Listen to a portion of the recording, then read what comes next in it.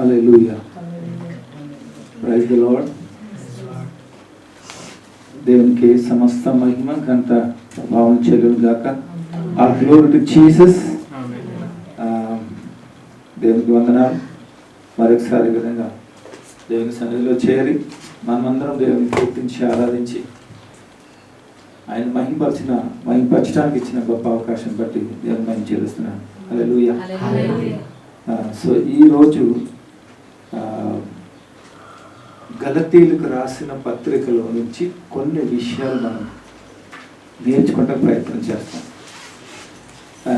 Actually అంటే గలతీలో ఉన్నటువంటి అనుభవం గురించి నేను చెప్పను, కానీ దేవుడు నాకు ఇచ్చిన ఈ తలంపు డైరెక్షన్ బట్టి అక్కడ జరిగినటువంటి ఇన్సిడెంట్, అక్కడ ఉన్నటువంటి వాతావరణం, అంటే సంఘములలోనూ అక్కడ బయట ఉన్నటువంటి ఆ పరిస్థితులను బట్టి దాన్ని ఒక ఎగ్జాంపుల్గా తీసుకొని దాన్ని మన వైపు టర్న్ చేసుకొని మనము ఎవరము ఏంటి అనేది ఒకసారి మనం దాన్ని బట్టి మనం పరిశీలించుకున్నాం. ఎందుకంటే ఇది చాలా ప్రాముఖ్యం. ఇప్పుడు గలతీయులకు రాసినటువంటి పత్రికను బట్టి అక్కడ ఉన్నటువంటి సమాచారము, వాతావరణము, విధి విధానాలు మనం తెలుసుకోవడం కంటే దానిని బట్టి మన జీవితంలో దాన్ని అవలంబించుకొని అసలు మనం ఏంటి అనేది దాన్ని బట్టి మనం ఒకసారి చూద్దాం. ఈ గలతీయులు రాసిన పత్రికని ఒక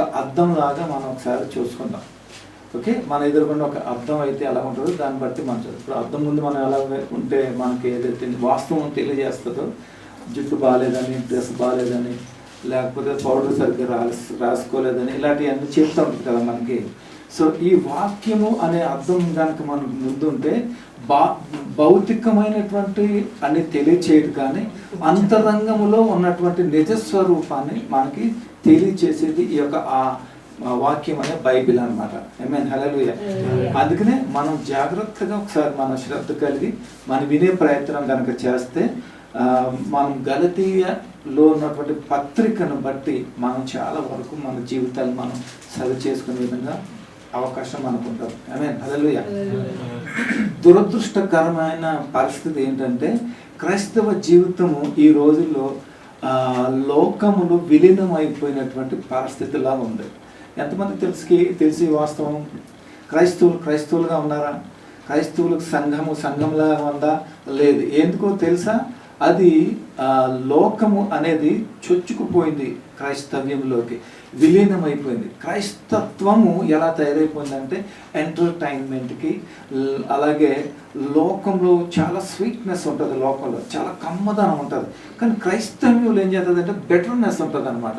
దానికి దీనికంటే అంటే బహుశా సంఘానికి ఈ క్రైస్తవ్యానికి చికాకు వచ్చి ఉంటుందేమో, లేక ఒక మొహం కొట్టుంటుందేమో, అస్తమానికి చేదుకూరలు ఏం తింటామనేసి. మనం ఎంతవరకు చేదుకూరలు తిన్నాం కాబట్టి మన పిల్లలంతా కూడా బ్రతికారు, మనము బ్రతికించారు. ఇప్పుడు ఏంటంటే మంచి రుచిని, టేస్ట్ని, ఫాస్ట్ ఫుడ్ని, జంక్ ఫుడ్ని మనం కోరుకుంటున్నాం అనమాట.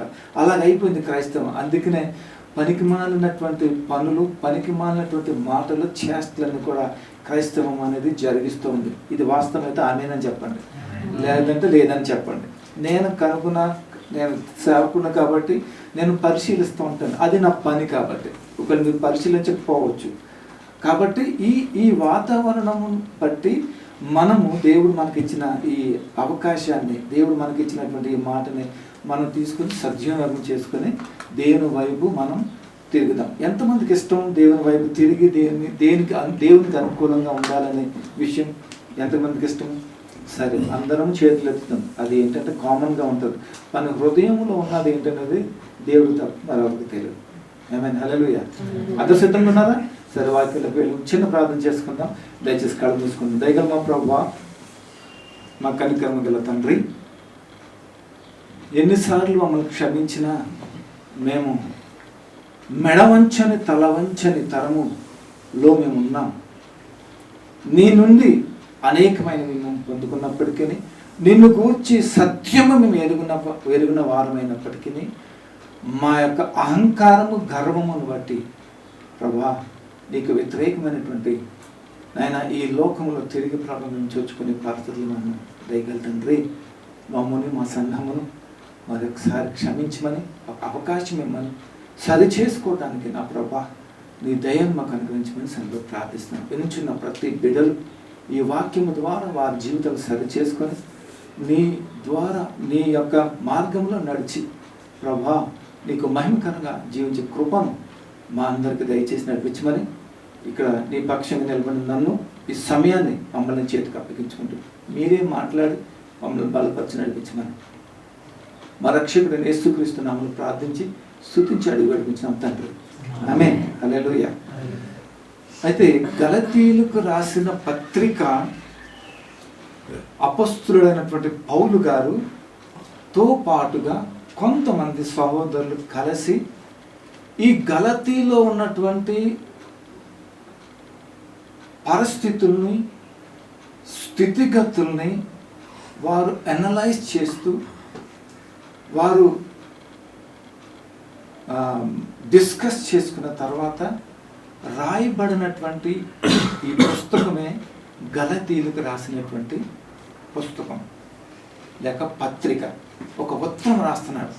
ఒక ఉత్తరం ఎప్పుడు రాస్తామో మనము ఏదైనా సమాచారాన్ని జారవేయాలనుకున్నప్పుడు ఒక ఉత్తరాన్ని మనం రాస్తాం. ఇప్పుడంటే టెక్స్ట్ మెసేజెస్ పెడుతున్నాం, లేకపోతే ఫోన్లో మనం మాట్లాడుతున్నాం కదా. అలాగే అక్కడున్న పరిస్థితిని బట్టి అపోస్తులైనటువంటి పౌలు గారు, ఈ అపోస్తులుడైనటువంటి పౌలు గారికి మరొక పేరుంది. ఏంటంటే క్రీస్తు రాయబారి అనే ఒక పేరుంది. రాయబారి అంటే ఏంటి?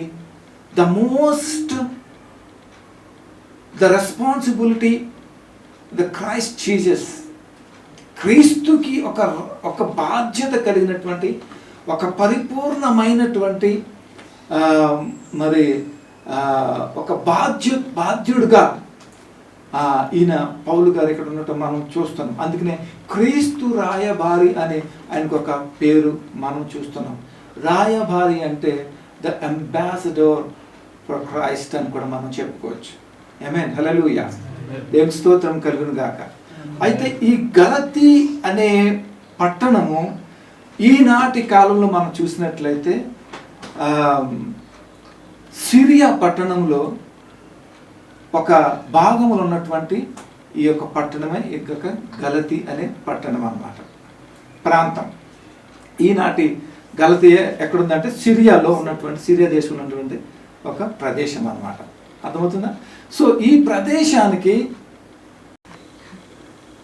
ఓకే, సో ఈ గలతీయ ప్రాంతం నుంచి వారి యొక్క పరిస్థితి గురించి ఒక ప్రత్యేకమైనటువంటి ఉత్తరాన్ని ఇక్కడ పౌలు గారు రాసి గలతీలో ఉన్నటువంటి అనేక సంఘాలు, అంటే ఎన్ని సంఘాలు అని మనకు తెలియదు, ఎందుకంటే అక్కడ ప్రచురించబడలేదు. కానీ గలతీలో ఉన్నటువంటి సంఘములకు అని మాత్రమే మనకు తెలుసు, ఎన్ని ఉన్నాయని మాత్రం మనకు తెలియదు.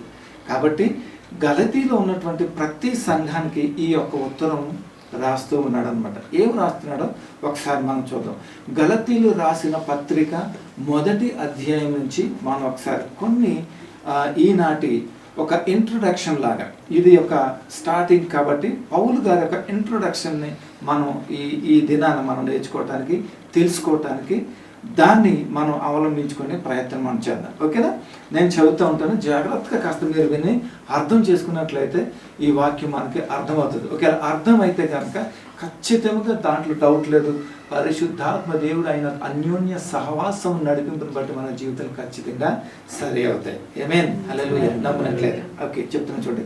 ఇక్కడ పౌలు గారు ఏమంటున్నారంటే మనుష్యుల మూలంగా కాక అని అంటున్నారు. ఇక్కడ చూసారా? మనుష్యుల వలన అయినాను, మనుష్యుల మూలముగా కాక. హల్లెలూయా. మనుష్యుల మూలముగానైనను ఏ మనుష్యుని ద్వారా కానీ. ఓకే, ఒక ఇంట్రడక్షన్ లాగా చూడండి ఒకసారి.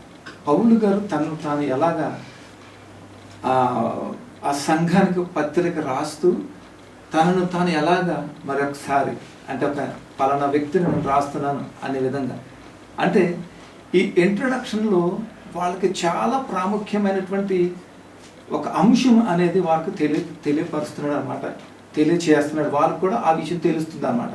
అందుకని ఇక్కడ ఏమన్నాడంటే మనుష్యుల వలననైనాను ఏ మనుష్యుని ద్వారానైనాను కాక క్రీస్తు యేసును బట్టి ఆయనను మృతులలో నుండి లేపినటువంటి తండ్రి అయిన దేవుని వలన నేను అని అంటున్నాడు అక్కడ. చూసారు ఏమంటున్నాడు అక్కడ?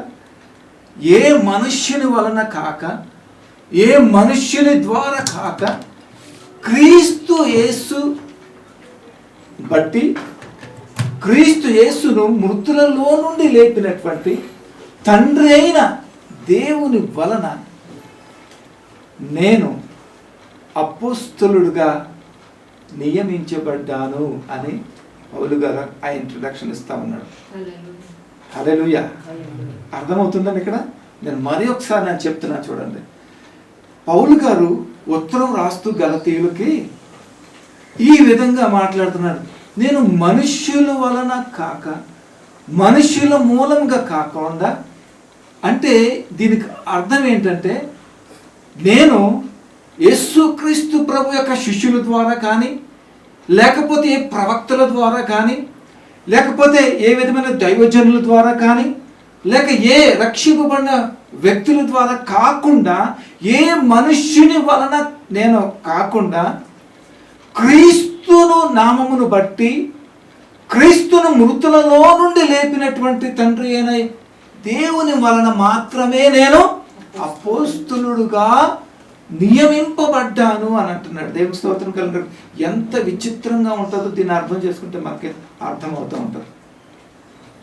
ఎందుకు ఈ మాట ఒక్కడి నుంచి మాట్లాడుతున్నాడంటే, ఒక్కసారి కనుక మనం వెనక్కి వెళ్ళినట్లయితే దమస్కుకి వెళ్ళే మార్గములో ఈ పౌలు సౌలుగా ఉన్నప్పుడు దోషకుడుగాను, హంతకుడుగాను, చెరపట్టేవాడుగాను, సంఘమును చెరిపేవాడుగాను, సంఘమును కూల్చేవాడుగా, ఒక మరి రోమాలో ఉన్నటువంటి సైనికుడికి ఒక పేరు పొందినటువంటి బలమైన సైనికుడిగా ఉంటూ ఒక యవనస్తుడ కాలం ఉన్నప్పుడు మరి సంఘాన్ని క్రీస్తును చెరిపే విషయంలో బహు యాక్టివేట్గా ఉన్న పరిస్థితుల్లో మరి దమస్కుకు వెళ్తున్నప్పుడు దమస్కు మార్గములో యేసుక్రీస్తు ప్రభువుకి ఈయనకి ఎన్కౌంటర్ అయిన పరిస్థితిని బట్టి ఇక్కడ మనం అర్థం చేసుకోండి, మన జీవితానికి అర్థమవుతుంది. ఇక్కడ ఎప్పుడైతే ఎన్కౌంటర్ అయ్యాడు యేసుక్రీస్తు ప్రభువుకి, అప్పటి నుంచి ముఖాముఖిగా మాట్లాడినప్పుడు, తన చెవుల ద్వారా ఆయన స్వరము విన్నప్పుడు, ఆ ఎన్కౌంటర్లో వాట్ ఈస్ ఫ్యాక్ట్, సంఘం అంటే ఏంటి, క్రీస్తు అంటే ఏంటి, రక్షణ అంటే ఏంటి, రక్షణకు విలువ ఏంటి, రక్షణ కనుక మనం పొందితే గనక రక్షణ గూర్చినటువంటి రక్షణ విషయంలో మనం కొనసాగవలసినటువంటి ఆ పరిస్థితి ఏంటి అనేది ఇక్కడ తెలియపరుస్తున్నాడు క్రీస్తు ద్వారా. మీకు అందరికి అర్థమవుతుందేమో అని ఆశపడుతున్నాను. అర్థం అవ్వకపోతే మరొకసారి మాట్లాడుతున్నాను. ఓకే, ఈ క్రీస్తు ద్వారానే కాక క్రీస్తు వలనమే మాత్రమే కానీ ఏ నరుడి వల్ల కూడా నేను రాలేదు అని అంటున్నాడు. ఎలా రాలేదు? అపోస్తలుడుగా నేను రాలేదు అని అంటున్నాడు. దేవుని స్తోత్రం కలుగును గాక. ఈ యొక్క ఇంట్రొడక్షన్ ఆయనది చూడండి ఎలా ఉంటుంది. ఆయన ఏమన్నాడు? ఎప్పుడైతే encounter with God, encounter with Christ, encounter with Jesus తోటి ఎప్పుడైతే ఆయనకి ముఖాముఖిగా అది జరిగిందో, ఆయన పొందుకున్న రక్షణ ఎలాంటిదంటే, ఒక సంఘాన్ని కట్టి సంఘానికి క్షేమము నిమిత్తమై ఒక ఉత్తరం రాస్తూ ఈ యొక్క ఇంట్రొడక్షన్ని గలతీలో ఉన్న సంఘ విశ్వాసులకి ఆయన తెలియపరుస్తున్నాడు. ఇక్కడ ఒకసారి మనం ఆగుదాం. పౌలు గారి యొక్క ఇంట్రొడక్షన్ మనం విన్నాం. ఇంతవరకు అర్థమైందా మీకు? అర్థం అవ్వలేదు కదా? అర్థమైందా లేదా? మరొకసారి చెప్పనా? మీకు అర్థం అవ్వలేదా? ఈ విషయం మీకు అర్థం అవ్వాలని నేను ఆశిస్తున్నాను. దేవుని యొక్క ఉద్దేశం అది. నన్ను ఆ విధంగా తయారు చేశాడు దేవుడు. ఓకే, సో ఇక్కడ పౌలు గారి ఇంట్రొడక్షన్ అంతా మనకు అర్థమైంది కదా. ఆయన రక్షణ గూర్చి ఎప్పుడైతే క్రీస్తుతో ఎన్కౌంటర్ అయ్యి ఆయన రక్షణ నిమిత్తము ఆయన చేయవలసినటువంటిది ఏదైతే ఆయన కనుక్కొని చేస్తూ నడుస్తూ ఉన్నాడో, ఆ ప్రకారముగా ఇక్కడున్న మనమందరము కూడా మన రక్షణ భాగ్యము ద్వారా మనం చేస్తున్నటువంటి భాగ్యము లేకపోతే చేస్తున్నటువంటి విధానం ఎలా ఉంది అనేది ఒక ప్రశ్న ఇక్కడ. నీ రక్షణ గూర్చినటువంటి విశేషమైనటువంటి ఇంట్రొడక్షన్ అనేది నీకు ఉందా? ఒక్కసారి ఆలోచించండి ప్రియ సంగమా, వినుచిన మీరందరూ కూడా. నీవు రక్షణ పొందాను అని అంటున్నావు కదా, నేను రక్షణ పొందాను, నేను క్రైస్తవుని క్రైస్తవురాలని, నేను ఒక సంఘంలో ఒక మంచి సభ్యుడిని అని నువ్వు అనుకుంటున్నావు కదా. నీ రక్షణ గురించి నీకు ఒక సాక్ష్యం ఉందా? నీ రక్షణ నిమిత్తం ఒక ఇంట్రొడక్షన్ ఉందా? పౌలు గారి వలె. ఇది మీలో ఉన్నటువంటి ఒక ప్రశ్న. పౌలు గారు అంటున్నాడు, నేను ఏ మనుష్యుని వలన రాలేదు, నేను ఏ మనుష్యుని మూలంగా నేను రాలేదు, నేను క్రీస్తు ద్వారా ఆయన మృతులలో నుంచి లేపినటువంటి తండ్రి అయిన దేవుని ద్వారా నేను మాత్రము అపోస్తలుడుగా నేను నియమించబడ్డాను అని అన్నాడు. అలాంటి గట్స్, అలాంటి ఛాలెంజింగ్, అలాంటి ఖచ్చితమైనటువంటి ఇంట్రడక్షన్ నీకుందా? నిన్ను ఎవరైనా అడిగినప్పుడు, లేకపోతే నువ్వు ఎవరితో మాట్లాడినప్పుడు నీ ఖచ్చితత్వం నీకుందా అనేది ప్రశ్న ఈరోజు దేవుడు నిన్ను నన్ను అడుగుతూ ఉన్నాడు. చాలామంది, నేను చెప్పనా ఇక్కడ ఉన్నటువంటి వారి విషయాల్లో, నీకు రక్షణ ఎలాగొచ్చిందో నేను చెప్పనా? చెప్తాను, వినండి. మనం గుడికి వెళ్తాం, సంఘానికి, లేకపోతే మంచి సభకి వెళ్తాం, లేకపోతే ఒక మంచి మీటింగ్కి వెళ్తాం, యొక్క యూత్ మీటింగ్కి వెళ్తాం. అక్కడ గొప్పగా ఆరాధన జరుగుతుంది. అది నిజమైన ఆరాధనే, శక్తివంతమైన ఆరాధనే. చక్కటి ఆరాధనలో పాల్గొంటావు, చక్కటి సంగీతం, వాద్యం, వాయిసెస్ చక్కగా వస్తాయి. నువ్వు దానికి ఏమవుతుందో తెలుసా? ఎమోషన్ అయిపోతావు. ఒకేసారి ఆ సంగీతానికి ఎమోషన్ ఫీల్ అయిపోతావు. నువ్వు ఒక రకమైనటువంటి ఆకర్షణకు గురైపోతావు, ఒక రకమైనటువంటి ట్రాన్స్లోకి నువ్వు వెళ్ళిపోతావు. నువ్వు వెంటనే డిసైడ్ అయిపోతావు, ఏంటి చెప్తా, నేను బాప్తిజం తీసేసుకోవాలి, వారిలాగా నేను కూడా ఉండాలి, వారిలాగా నేను చేయాలి అని బాప్తిజం తీసేసుకుంటావు. ఇమీడియట్గా బాప్తిజం తీసేసుకుంటావు. బాప్తిజం తీసేసుకుని ఏం చేస్తావు తెలుసా? చాలా సిన్సియర్గా ఉంటావు. నీ కన్ను అటుగాని ఇటుగాని తిప్పవు, బైబిల్ చదువుదని నిద్రపోవు, వాక్యం ప్రార్థన చేయదని నిద్రపోవు. చాలా మంచి మంచి మాటలు వస్తాయి నీకు, చాలా అద్భుతమైన మాటలు వస్తాయి నీకు. క్రమంగా సంఘానికి వెళ్ళిపోతావు, సంఘంలో సాక్ష్యం చెప్పేస్తావు, చెప్తాం. రాను రాను రాను రాను రాను రాను ఏమవుతుందో తెలుసా? ఒక సామెత ఉందా తెలుగులో, రాను రాను రాను రాను డాష్. చెప్పండి మీరు, రాను రాను రాను రాను రాను రాను డాష్. చెప్పండి మీరు, చెప్పండి. అదే ఏమవుతుంది? రాజుగారి గుర్రం తిరిగి గాడిద అన్నట్టుగా ఏమవుతుందో తెలుసా? మన రక్షణ తిరిగి తిరిగి తిరిగి తిరిగి ఎక్కడికి వస్తాం, మళ్ళీ అదే చెత్తపుట్లోకి వస్తాం. ఇప్పుడు ఆ చెత్తపుట్లోకి వచ్చి ఏమవుతుందో తెలుసా? మునుపటి జీవితం కంటే దౌర్భాగ్యం మనం తయారవుతాం. అంతకుముందు తెలిసి తెలియకుండా దేవునిలో మనం ఉన్నట్టుగా ఉంటాం. ఇప్పుడు ఏమవుతుందో ముళ్ళై కూర్చుంటాం మనం. అపవాదిగా ప్రమోషన్ ఇస్తాడు మనకు అప్పుడు తిరిగి వచ్చినందుకు అనేసి అన్నమాట. నేను చెప్పేది చాలా అర్థం కరెక్ట్ అనమాట. అందుకనే చాలా నవ్వుతున్నారు, ఫేస్లో చక్క క్యాండిల్స్ వెలుగుతున్నాయి అన్నమాట. నీకు శుభవార్త చెప్పనా? అది నిజమైన రక్షణ కాదు. ఆ రక్షణతో నువ్వు ఇంట్రడ్యూస్ ఇవ్వలేవు నువ్వు ఎవరికైనా. నేను ఒక మాట అడుగుతున్నాను, చెప్పండి. ఎన్ని సంవత్సరాలు, ఎంతకాలం మీద నువ్వు రక్షణ పొంది ఎవరికైనా నిన్ను గూర్చి ఒక సాక్ష్యం చెప్పగలిగావు? నువ్వు చెప్పలేదంటే దాంట్లో అర్థం ఏంటో తెలుసా? నీకు విషయం లేదని అర్థం, దాంట్లో మ్యాటర్ లేదని అర్థం. అది ఆకర్షణతో కూడినటువంటిది, అది రక్షణ అని నువ్వు అనుకున్నావు, అది రక్షణ కాదు. నా స్నేహితుడు ఒక మాట అన్నాడు ఇప్పుడు 24 సంవత్సరాల క్రితం. ఏమన్నాడంటే, ఏముందిరా, ఎంజాయ్ చేయాలి లోకంలో. వేర్ క్రిస్టియన్స్ అయితే ఏమైందిరా, ఎంజాయ్ చేయాలిరా, తినాలా, తాగాల, తిరగాల, గర్ల్ ఫ్రెండ్స్, బాయ్ ఫ్రెండ్స్, సినిమాలు, షికార్లు, అవన్నీ తిరగాలరా, అన్నీ చేయాలరా. లాస్ట్లో మనం వెళ్ళిపోతాం చూసా, ఫర్గివ్ మీ ఫాదర్ అంటే చాలా అయిపోయా, దేవుడు క్షమించేస్తాడు. నేను ఎంత కోపం వచ్చిందంటే అప్పుడు వాడు ఉన్న ఆ సిచ్యువేషన్స్ చెప్తే వాడికి అర్థమవుతుంది. నేనేం చెప్పలేదు. అంటే క్రైస్తవుడు ఎలాగ ఏ స్థితిలో ఉన్నాడో ఒకసారి అర్థం చేసుకున్నాడు. దేవుడు ఏమన్నా పిచ్చోడా తెంగరోడు అనుకున్నావు మీకులాగా మనకులాగా. లాస్ట్లో ఫర్గివ్ మీ ఫాదర్ అంటే చాలామంది ఏమనుకుంటారో చెప్పనా, పరలోకం వెళ్ళడం చాలా సులువు అనుకుంటారు. మీకు తెలియదు అది. మీకు ఎప్పుడు తెలుస్తుందో చెప్పనా, నేను చెప్తే మీకు అర్థమవుతుంది, ఎవరు చెప్పినా మీకు అర్థమవుతుంది పరలోకం ఎంత సులువు ఎంత కష్టం అనేది. వాక్యం చదివితే అర్థమవుతుంది అది ఎంత కష్టం అనేది. అది పొందుకోవడం, ఒక ఉద్యోగం పొందుకోవడమే గెలవల్లా ఆడిపోతావు. సులువుగా దొరికేదా?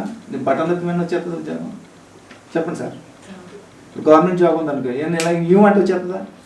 సివిల్స్ కానీ అయినా వచ్చేదా? ఎన్ని సంవత్సరాల దివారాత్రులు కష్టపడతారు తెలుసా? దినంకి 24 గంటలు 20 గంటలు కష్టపడతాడు. ఈ 4 గంటలు ఆడు తింటాడు, ఆడు మరి పడుకుంటాడు అని ఈ 4 గంటల్లోనే ఉంటాడు. అంత కష్టం. మరి పరలోక రోజు దానికంటే ఈజీయా? ఒకసారి అర్థమవుతుందా? గవర్నమెంట్కి అంత ఈజీ అది, పరలోకం వెళ్ళగలను అనుకుంటున్నావా? అసలు ఏమనుకుంటున్నాం మనం? ఆలోచించండి ఒకసారి.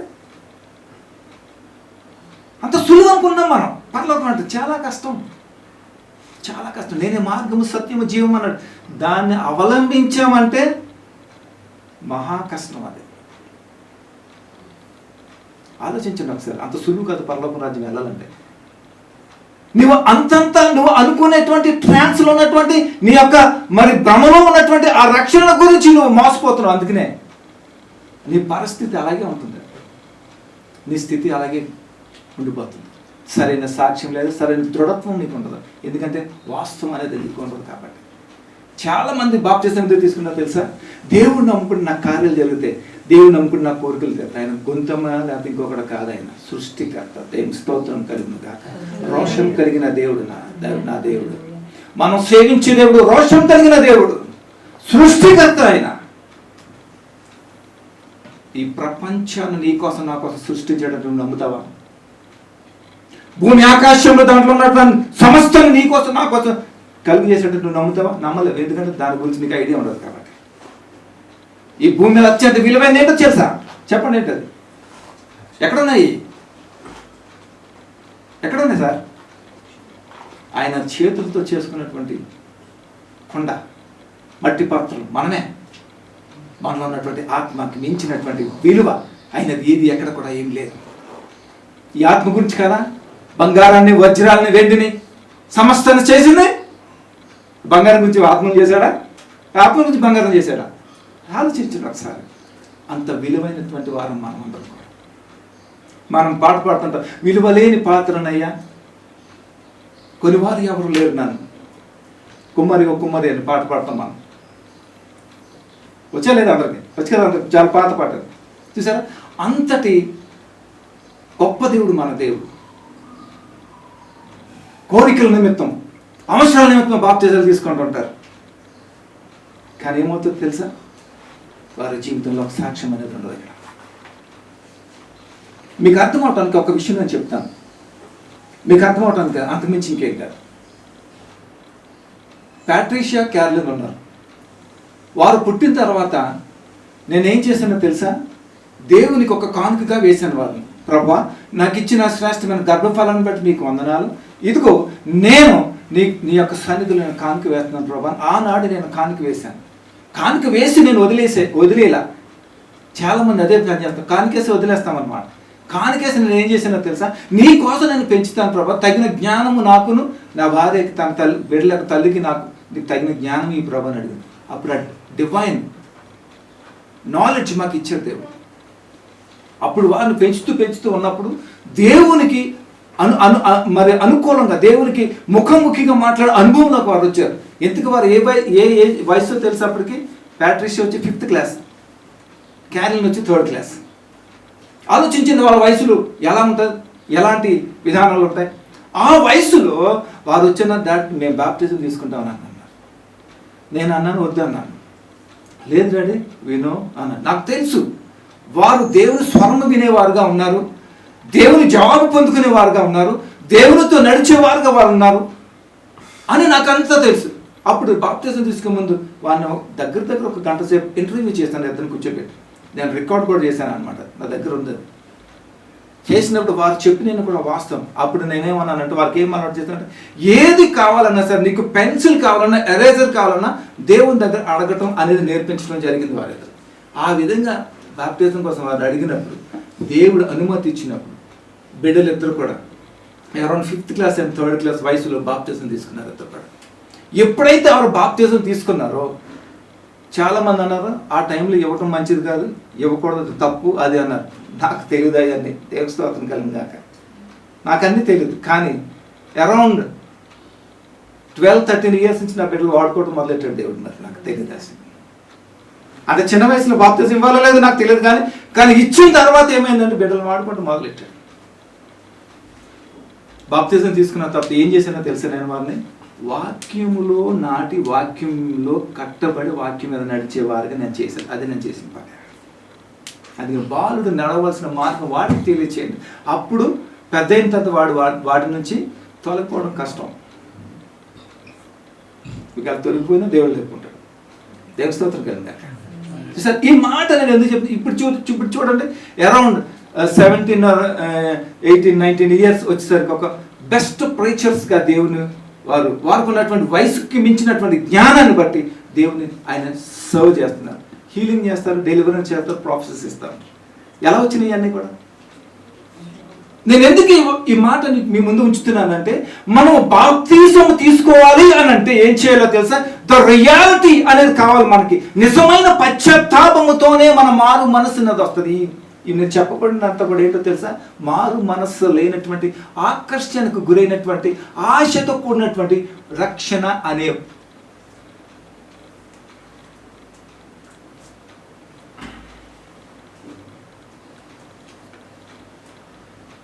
స్తోత్రం కలిగిందాక ఎంత బాధపడుతుందంటే దేవుని మనస్సు, ఎంత దుఃఖించేలా చేస్తామంటే దేవుని మనస్సు. ఇప్పటికీ కూడా మనం ఆయన గాయపరుస్తూ ఉంటాం, శిలువ వేస్తూనే ఉంటాం. అలాంటి రక్షణ కాబట్టే మనకు ఐడెంటిటీ అనేది లేదు. ఇప్పుడు నువ్వు ఎవరు అమ్మాయివు అని అంటే నీకు ఐడెంటిటీ ఉంటుంది. నా తండ్రి పాలన, నా తల్లి పాలన, మాది పాలన ఊరు అనేది ఉంటుంది. ఐడెంటిటీ ఉండదా చెప్పింది. లేకపోతే ఏంటి అనాథ అంటాం, అవునా? కానీ నీ పొందిన ఆ రక్షణను బట్టి నీకు ఒక ఐడెంటిటీ ఉందా? లేదు. గుండెలు వచ్చి చేసుకుని చెప్పండి, ఇక్కడ ఉన్న వాళ్ళు ఎవరైనా సరే నాకుంది ఐడెంటిటీ అని చెప్పండి. ఎవరని చెప్పి నెవర్ ఉండదు. నా భార్య నేను కాదు,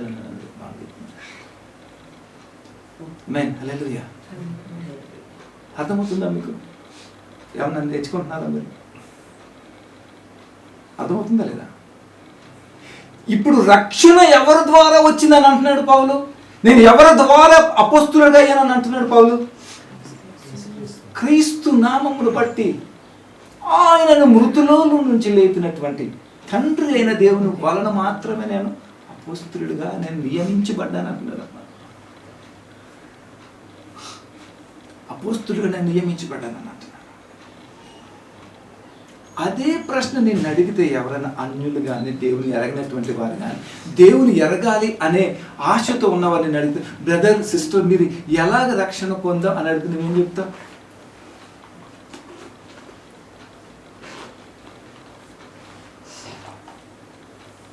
ఏమన్నా ఉందా? ఏం లేదు. వెళ్తాం, వైట్ డ్రెస్ వేసుకుంటామంటాడు పాస్టర్, ముంచుతాడు, ఒక ముంచు వచ్చేద్దాం అంటే తర్వాత మళ్ళీ మామూలే. దీని నుంచి ఇంకేమైనా ఉంటుందా? దీని అంతా అనకూడదు. నన్ను I don't want to spell that word. సంగమా, నిన్ను సరిచేయాలనే దేవుని యొక్క ఉద్దేశం, నువ్వు సరవ్వాలనే దేవుని యొక్క ఆశ, దేవుని యొక్క ఆకాంక్ష.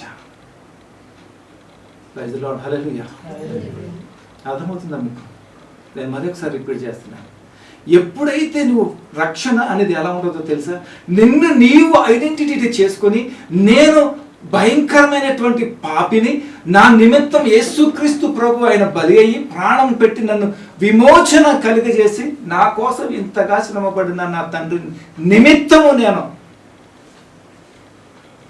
రక్షణ పొంది పాపరహితమైనటువంటి జీవితాన్ని విడిచి క్రీస్తుకు మాదిరిగా నేను జీవించాలని ఒక రియాలిటీ అనేది ఎప్పుడైతే ఉంటుందో తెలుసా, దానిని బట్టి రిపెంటెన్స్ అనేది వస్తుంది. ఆ రిపెంటెన్స్ నేను ఏం చేస్తా తెలుసా, నిన్ను వాష్ అవుట్ చేసేస్తుంది. ప్రియా దేవుని బిడ్డలని చెప్తాను చూడండి, వాషింగ్ మిషన్లో బట్టలు అయితే ఎలా తిరుగుతుందో అటు ఇటు ఇటు తిప్పి తిప్పి తిప్పి తిప్పి మురికంతా తీసి పడేస్తుందో, అలాగా పశ్చాత్తాపము అనేది దాంట్లోనే నిన్ను మొత్తం కడిగి పడేస్తుంది.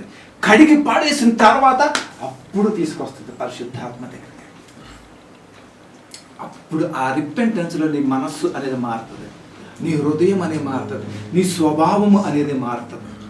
అప్పుడు నీటి బాప్తిజం దగ్గరికి వస్తావు. నీటి బాప్తిజం దగ్గరికి వచ్చిన తర్వాత ఏమవుతుందో తెలుసా, ఎప్పుడైతే నువ్వు బాప్తిజం తీసుకుంటావో పరిశుద్ధాత్ముడిని టేక్ ఓవర్ చేసుకుంటాడు. దేవుని స్తోత్రం కలుగుగాక. ఎందుకు తెలుసా, లోకంలో నుంచి నువ్వు సపరేట్ అయ్యావు కాబట్టి, లోకంలో నువ్వు ఒంటరిగా బ్రతకలేవు కాబట్టి దేవుని యొక్క శక్తి, ఆయన సామర్థ్యం, ఆయన కాపుదల నడిపింపు మనకుంటారు. పరిశుద్ధాత్మ యొక్క అన్యోన్య సహవాసము నడిపింపు కాపుదల భద్రత మనకుంటారు. ఖచ్చితంగా అది అవసరం అన్నమాట. అప్పుడు ఏం చేస్తాడో తెలుసా, నిన్ను నడిపిస్తూ ఉంటాడు. ఎక్కడ నడిపిస్తూ ఉంటాడు, సర్వసత్యములోనికి నేను నడిపిస్తూ ఉంటాడు. ఏం స్తోత్రం కలుగుగా.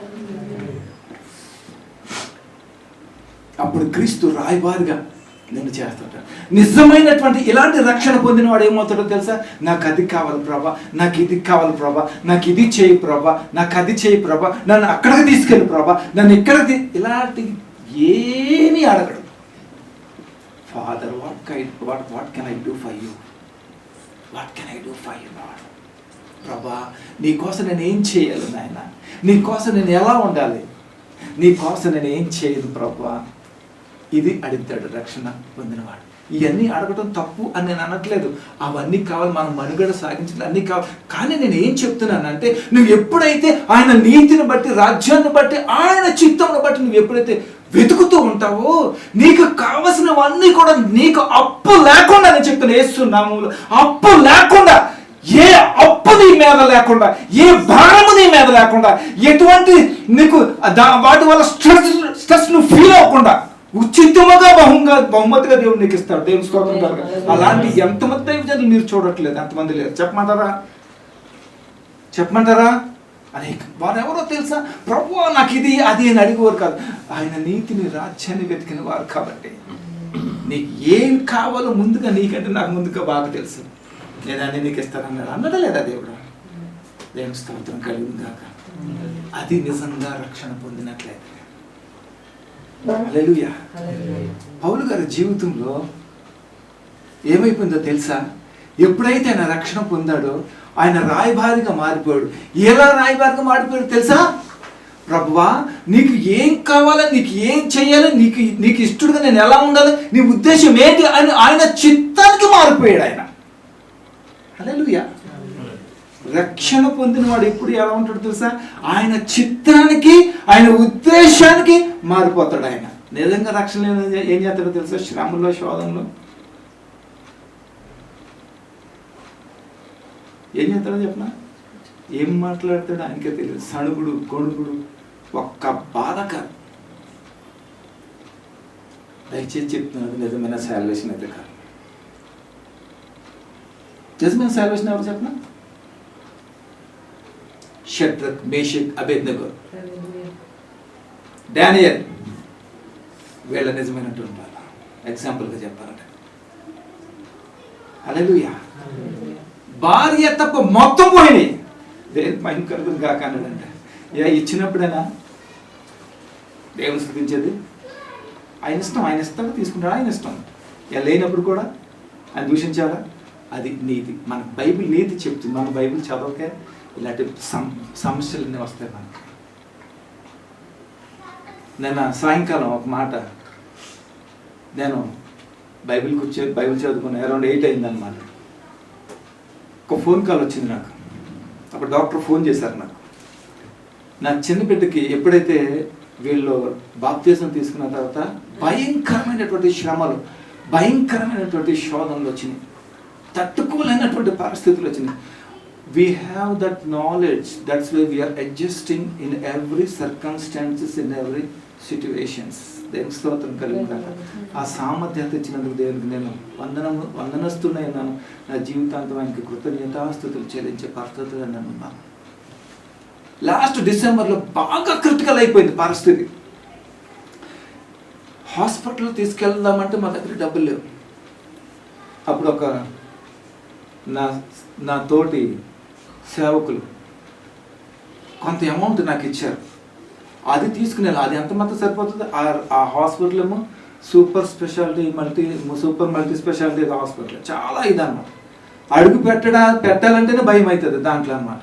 దాంట్లో వచ్చే వాళ్ళందరూ కూడా ఇన్సూరెన్సెస్ తప్ప క్యాష్తో ట్రీట్మెంట్ చేయించుకున్నాడు ఎవడో లేడు. డాక్టర్ అన్నాడు, క్యాషా? కాదండి. లేదు సార్, నాకు ఇన్సూరెన్స్లు ఏం లేవు, క్యాష్ అన్నాను. అయ్యో, అలాగైతే మనలో ఊడ్చేస్తారు సార్ మొత్తం అంతా, అదైతే బాగుంటుంది, నాకేం లేదు సార్ అంటే ఆయన చాలా ఆలోచించి సరే రండి అని ఆయన ట్రీట్మెంట్ ఇచ్చారనమాట. ట్రీట్మెంట్ ఇచ్చేసరికి నేను నా చిన్నబిడ్డ ఉండేవాళ్ళం ఎక్కువ హాస్పిటల్లోను. మా వైఫ్ మధ్యలో వచ్చి మాకు కావాల్సినవి ఇచ్చేసి కాసేపు వెళ్తూ ఉండేది, మాకు కొంచెం రిలాక్స్ ఇచ్చేసి వెళ్తూ ఉండేది. వాడు నేను అంటే కారణం లేకుండా బ్లడ్ వామిటింగ్స్ వచ్చేసేది అనమాట. ఏమైందో తెలియదు, లోపలంతా రప్చర్ అయిపోయేది ఇంటెస్టైన్స్ అని కూడా. అలాంటి పరిస్థితుల్లో ఆయన చివరికి నా వల్ల కాదండి, నేను చేయలేను అనేసి అని అన్నారు. అప్పటికి 40,000 అయింది 3 రోజులకి. అయితే బిల్లు కట్టడానికి మా దగ్గర డబ్బులు లేవు. ఆ రోజు ఇంకా కొన్ని ఫ్యూ గంటల్లో మేము డిశ్చార్జ్ రాసేది, వచ్చేస్తాం బయటికి. అప్పటికప్పుడు ఎలాగొచ్చినో తెలియదు నాకు డబ్బులు, అప్పులాగానే వచ్చింది. అన్నీ అలా తీసుకొచ్చి కట్టేశాం. అయితే విచిత్రం ఏంటంటే యుఎస్లో ఒక స్టూడెంట్ ఉన్నారు, ఆమె ఎంఎస్ చేస్తూ ఉద్యోగం చేసుకుంటారు, పార్ట్ టైం చేసుకుంటున్నాను తన ఫ్యూచర్ కోసం. తనకి ఎలాగ స్ట్రైక్ అయిందో తెలియదు, అక్కడ ఫోర్స్ చేస్తున్నానంట దేవుడు, నువ్వు అర్జెంటుగా పంపించి నాకు. ఆమె మా ఫోన్లకి కనెక్ట్ అవ్వట్లేదు. అయితే వాళ్ళ సిస్టర్ ఇక్కడ ఉంది, ఆమెకి ఫోన్ చేసి ఏదో అన్న అక్క ఫోన్ లిఫ్ట్ చేయట్లేదు, ఎలా ఉన్నారో ఏంటో పరిస్థితి తెలియదు, వాళ్ళు ఏ కండిషన్లో ఉన్నారో నాకు తెలియదు, నాకు చాలా టెన్షన్ అవుతుంది, నువ్వు అర్జెంటుగా తీసుకెళ్ళి 50,000 నాకు పంపించినారు. నాకు ఇక్కడ 40,000.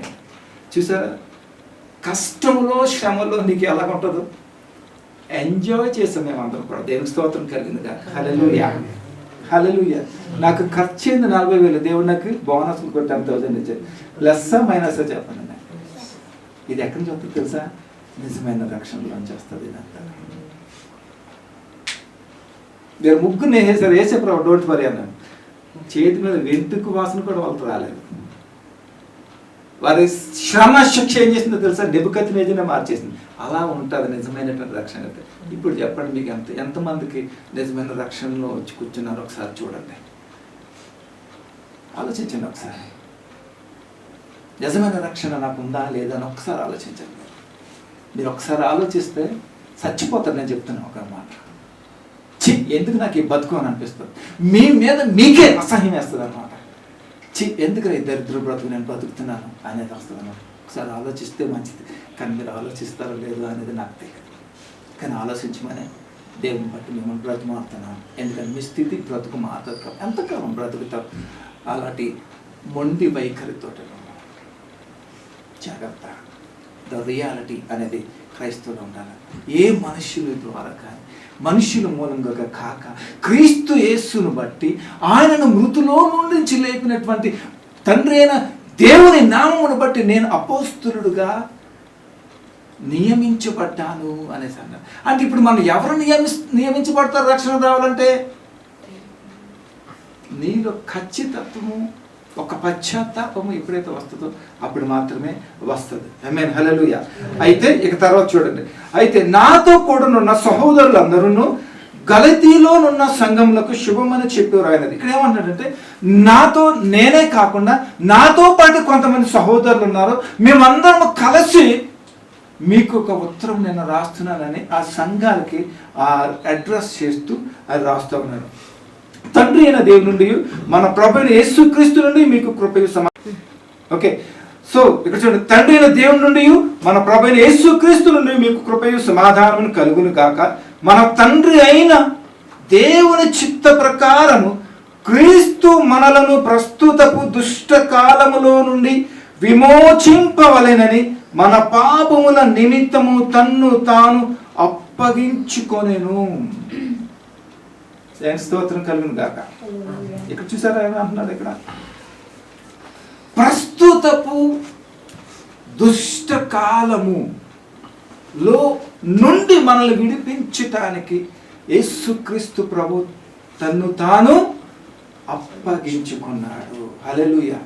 ఇక్కడ గమనించండి, హాస్పిటల్లో అడ్మిట్ అయ్యారు, రోగం వచ్చి, అనారోగ్యం వచ్చి, ట్రీట్మెంట్ అంతా ఇచ్చారు. ఇప్పుడు మన ఇంటికి రావాలంటే ఏం చేయాలి? బిల్లు కట్టాలి. బిల్లు కట్టకపోతే వారు పంపించరు. అవునా? కరెక్టేనా? అన్నా కదా చెప్పండి. పంపిసార్లే నీ దగ్గర వెళ్ళిపోనంటారా? ఇది ఎంత వాస్తవమో.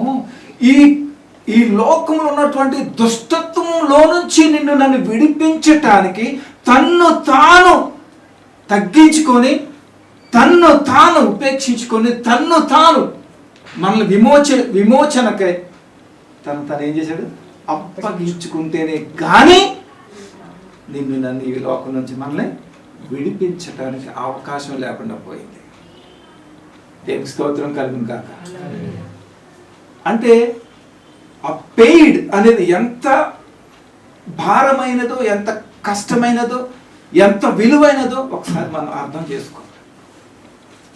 నన్ను విడిపించడానికి అంత సులువైనటువంటి వెల అనేది కాదు. ఇది ఎవరికి అర్థమవుతుందో తెలుసా? అందరికీ అర్థమవుతుంది. నువ్వు నిజంగా క్రీస్తు కొరకు రక్షణ పొంది క్రీస్తును బట్టి నువ్వు జీవించున్నాను అనే ఒక దృఢమైన సంకల్పం నీకుంటే, ఆ సత్యము కనుక నువ్వు ఎరుగుండి బాప్తిజము రక్షణ పొందుకుంటే నీవు ఎలా మారుతావో తెలుసా? ఆయన చిత్తానికి మారుతావన్నమాట. హలో, అర్థమవుతుందా? నువ్వు నిజమైనటువంటి మారు మనస్సు పొంది రక్షణ పొందిన నువ్వు ఎలా మారుతావు?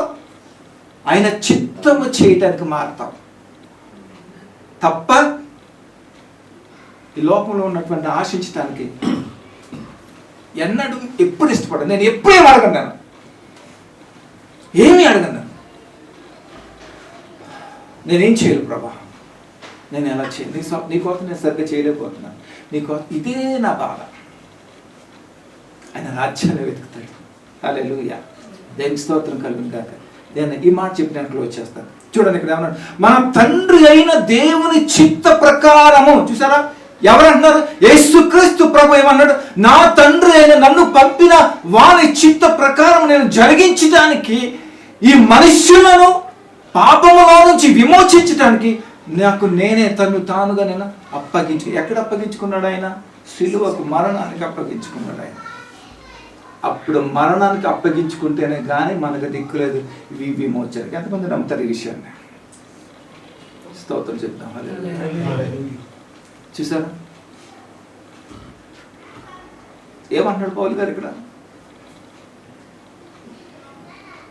ఏ మనుష్యుని వలన నైనాను, మనుష్యుని ద్వారా నైనాను కాక క్రీస్తు నామమును బట్టి లేదా క్రీస్తును బట్టి ఆయనను మృతులలో నుండి లేపినటువంటి తండ్రి అయిన దేవుని నామమును బట్టి నేను అపొస్తలుడుగా నియమించబడ్డానే తప్ప మరి ఎవరి వలన కాదు.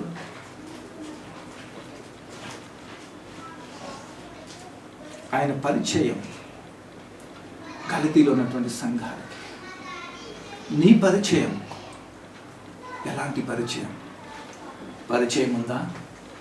ఒకవేళ పరిచయం ఉంటే మండే అగ్నిలా నువ్వు ఎప్పుడు కూడా మండుతూనే ఉంటావు. ఆత్మల కొరకు తపత్రయపడుతూ ఉంటావు, ఆశపడుతూ ఉంటావు. వ్యర్థంగా మాట్లాడటం, వ్యర్థంగా చేయటం ఇలాంటి ఏమీ చేయలేవు. నువ్వు ఏమి చేయలేవు. ఎందుకు తెలుసా? నీలో ఉన్నది ఆత్మదేవుడు కాబట్టి. ప్రియా సహోదరుడా, ఇప్పటికైనా మించిపోలేదు. ఒక సమయం ఇస్తున్నాడు దేవుడు, ఒక అవకాశం ఇస్తున్నాడు దేవుడు. ఇప్పుడైనా సరే పశ్చాత్తాపం కలిగి, ప్రభువా నేను తీసుకున్న రక్షణ బాప్టిజం సరైన కాదు ప్రభువా అని దేవుని సన్నిధిలో మోకరించి నిన్ను నీవు ఆ పశ్చాత్తాపంలో కనుక కడిగి, ఆ కన్నీటిలో కడిగి దేవుని కనుక క్షమాపణ కనుక అడిగితే ఖచ్చితంగా నీకు ఒక అవకాశం ఇచ్చి తిరిగి నేను మండించు వాళ్ళగా నిన్ను చేస్తాడు. దేవునికి స్తోత్రం కలుగును గాక. ఎప్పుడైతే అలాగన్నావో యేసుక్రీస్తు ఇక్కడ ఏమైతే ఇస్తున్నాడు, మన తండ్రి అయిన దేవుని చిత్త ప్రకారం మనలను ప్రస్తుత దుష్టకాలంలో నుంచి తప్పించడానికి తన్ను తాను అర్పించుకున్నాడు అని పౌలు గారు అడ్రస్ చేస్తుండే యేసుక్రీస్తు ప్రభు గురించి. యేసుక్రీస్తు ప్రభు ఏం చేశారు? తండ్రి చిత్తాన్ని నెరవేర్చాడు భూమి మీద. నమ్ముతున్నారు లేదా? నమ్ముతున్నారు లేదా? ఆయన చిత్తం నెరవేర్చారు. నీవు కూడా రక్షణ పొందితే కనుక నువ్వేం చేస్తావు తెలుసా? ఆయన చిత్తాన్ని నెరవేర్చేవాడుగా ప్రాకులాడతావు, ఆయన రాజ్యాన్ని వెతికేవాడుగా ప్రాకులాడతావు. దేవునికి యుగ యుగములు మహిమ కలుగును గాక. ఆమె కలుగుసుకుని ప్రారంభించుకుని దయగల మా ప్రభా మీకే స్తోత్రాలు, వందనాలు. ఇంతవరకు మాతో మాట్లాడు, మా ప్రియులతో మాట్లాడు, బలపరిచినందుకు స్తోత్రాలు ప్రభా. విన్న వాక్యం అపవాది ఎత్తుకెళ్ళిపోకుండా బిడ్డల జీవితంలో ప్రభా నాటబడి నాయన వాటి నుంచి వచ్చినటువంటి ఫలముల ద్వారా ఫలభరితులుగా ఉంటూ ఈ లోకానికి, ప్రపంచానికి, నీ నామానికి చక్కటి భయంకరమైనటువంటి నాయన బిడ్డలుగా వారు ఉంటూ నా తండ్రి అనేక మంది నాయన రక్షణ నిమిత్తం నీ చిత్త ప్రకారం వాళ్ళు నడవడానికి తగిన సహాయం కృపను వారికి అనుగ్రహించండి. నీ పరిశుద్ధాత్మ నడిపింపు, ఆదరణ వారికి తోడు నడిపించమని మహిమ పొందుకున్నాను. వాక్యం దీవించి ఆశ్రయించమని యేసు నామములో ప్రార్థిస్తూ తండ్రి. God bless you all. Stay blessed.